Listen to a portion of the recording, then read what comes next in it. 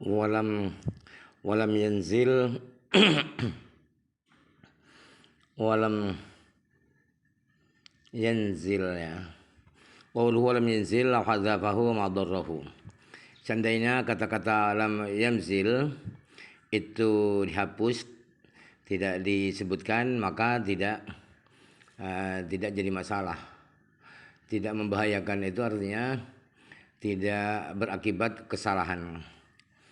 Walladzi nazala alaihi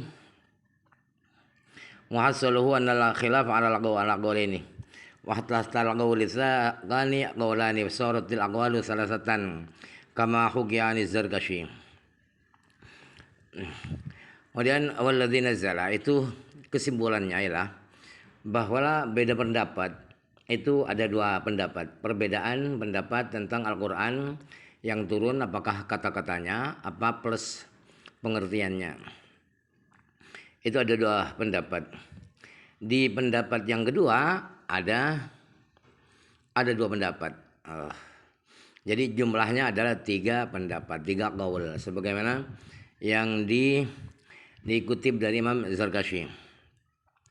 Waqila nazala alaihi ma'na faqad wa hum bari'un al-qawli bi anna sayyidana Jibrilah kushifa anhu hijabu fa sami'a kalamahu ta'ala kama sami'ahu Musa fa fahima minhu hadzal ma'na.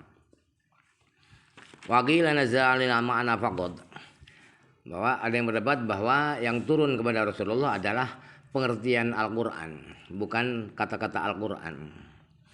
Ini pendapat didasarkan pada pendapat yang mengatakan bahwa malaikat Jibril itu hijab atau tabir antara malaikat Jibril dan kalamullah itu dihilangkan. Kemudian malaikat Jibril mendengar pembicaraan Allah sebagaimana Nabi Musa mendengar pembicaraan Allah di Gunung Turi Sina. Kemudian malaikat Jibril memahami dari pembicaraan Allah itu, memahami maksudnya, maknanya, pengertiannya.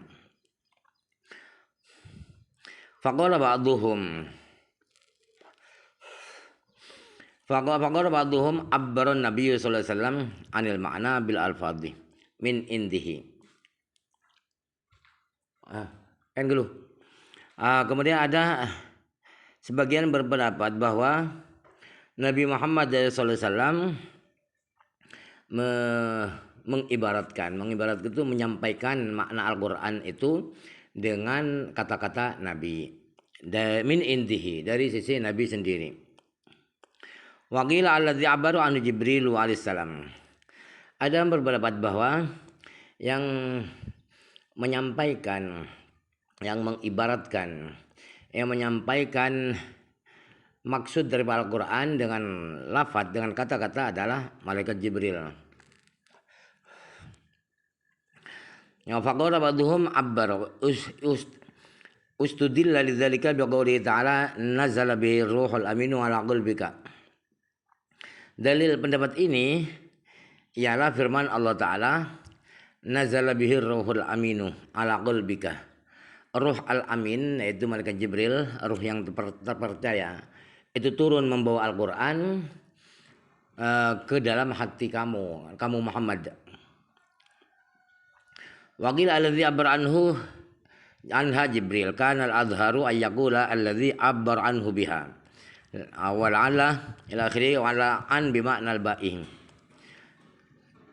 Itu yang lebih terang adalah anha itu diganti dengan biha. Alladzi abbara biha anhu biha. Tapi bisa jadi an bermakna ba.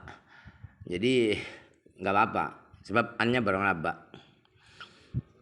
Wa tahqiqu anna nazalat lafdhan wa ma'nan. Menurut pendapat yang tahqiq, yang mendalam, yang teliti, ialah bahwa Al-Quran, lafaz-lafaz Al-Quran itu turun dengan kata-katanya dan pengertiannya. Kata-kata Al-Quran turun kepada Nabi Muhammad poles dengan pengertiannya Al-Quran, dengan maknanya. Wa taqiqu anna nazalat lafdhan wa ma'nan. Hadza huwa saddar bihi fa kana al-awla yaqulah wa tahqiqul awwaluh. Kata-kata wa taqiqu dan seterusnya itu adalah pendapat yang ditaruh di depan, di muka oleh beliau Musannif Imam Fudaili. Jadi yang lebih baik adalah bunyinya wa tahqiqu al awalu. Jangan wa tahqiqu annaha nazalat lafdhan wa ma'nan. Sebab bisa ada dugaan beda dengan yang pertama. Padahal ini yang pertama itu, pendapat yang pertama itu. Jadi yang lebih baik adalah dirubah menjadi wa tahqiqu al awalu. Qauluhu wabil jumlati qauluhu bil jumlati wa sifatul qaimatu bi dzatihi ta'ala qadimatun laysat bi harfin wala sautin. Jadi kesimpulannya ialah bahwa sifat yang ada pada zat Allah, yaitu kalam Allah yang di zatnya Allah adalah qadim, tidak baru, diawali dengan ketiadaan, tidak, qadim. Dan sifat kalam Allah yang qadim itu tidak berbentuk huruf dan suara. Qauluhu wabil jumlah ayu aqulu qawlan mutarabbisan bil jumlati ba'dal qawlil mutarabbisi bit tafsil. Wa hadza tawdi'atun li kalami li hikayati kalamil mu'tazilati. Kalau kata bil jumlah itu uraian rincinya adalah waqulu qawlan mutarabbisan bil ijmali. Jadi bil ijmali bil jumlati itu ta'alluqnya kepada mutalabbisan, halnya muqaddar. Jadi saya akan ngomong dengan garis-garis besar, dengan kesimpulan setelah ngomong dengan rinci. Kata-kata ini wabil jumlati itu dan seterusnya adalah persiapan. Taudiatnya itu persiapan untuk mengutip pendapat orang-orang Mu'tazilah. Qauluhu wastashkalatil mu'tazilatu wujuda kalamin bila min ghairi harfin. Fa ajaba ahlus sunnati بأن حديث النفس كلام يتكلم بالشخص في نفسه من غير حرف ولا صوت فقد وجد كلام من غير حرف ولا صوت.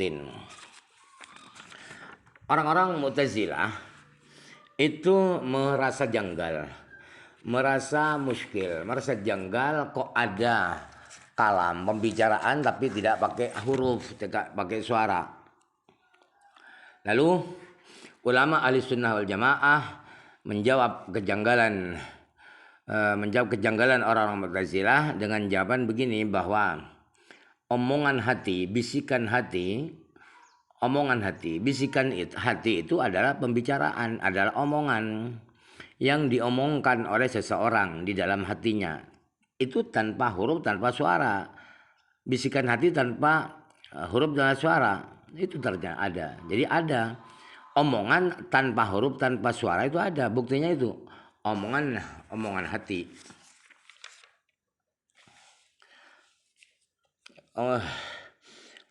Qawluhu istashkala al-mu'tazilah wa lihadza dhahabu ila annahu la yujadu kalamun bila sautin aw hurufin. Oleh karena merasa janggal orang-orang Mu'tazilah itu enggak nyambung kok ada omongan tanpa huruf, tanpa suara.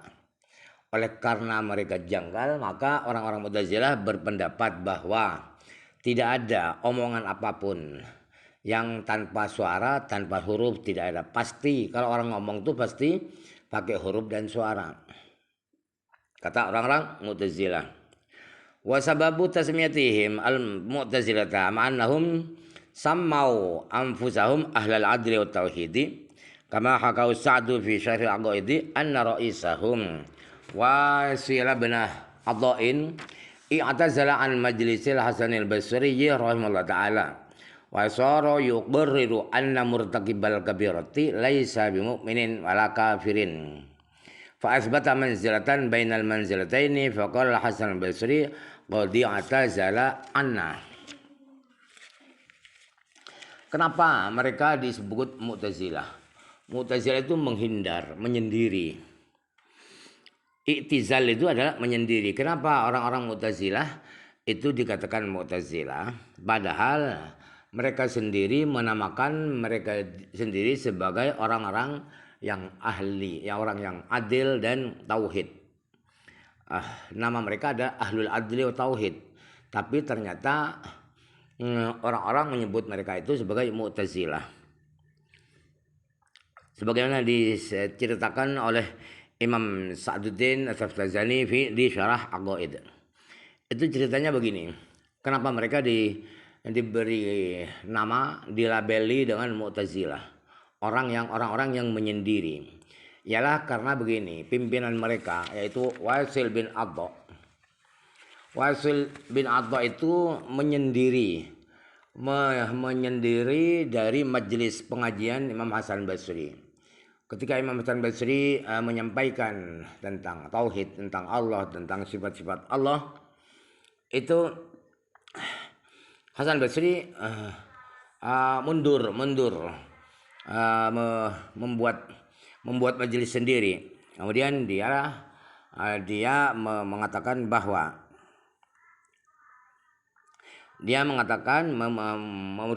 memutuskan bahwa pelaku dosa besar itu tidak mukmin, tidak kafir, sedang-sedang antara mukmin dan kafir. Kalau di sunnah kan tidak. Jadi Wasil mengatakan bahwa ada manzilah bainal manzilataini. Ada posisi antara dua posisi. Derajat di antara dua derajat. Derajat mukmin, derajat kafir, sedang-sedang, tidak mukmin, tidak kafir. Kalau ahli sunnah tidak, kalau mukmin ya tidak kafir, kalau kafir tidak mukmin. Sedang-sedang tidak ada kalau ahli sunnah kalau ulama ahli sunnah wal jamaah. Min ghairi haif hurufin. Kemudian Imam Hasan Basri berkata, tuh itu Wasil bin Adha sudah nyeleneh, menyimpang, menyendiri, tidak mau kepada kita. Qalu min harfin ay wa min ghairi aswatin. Dan tanpa suara. Wallahu a'lam.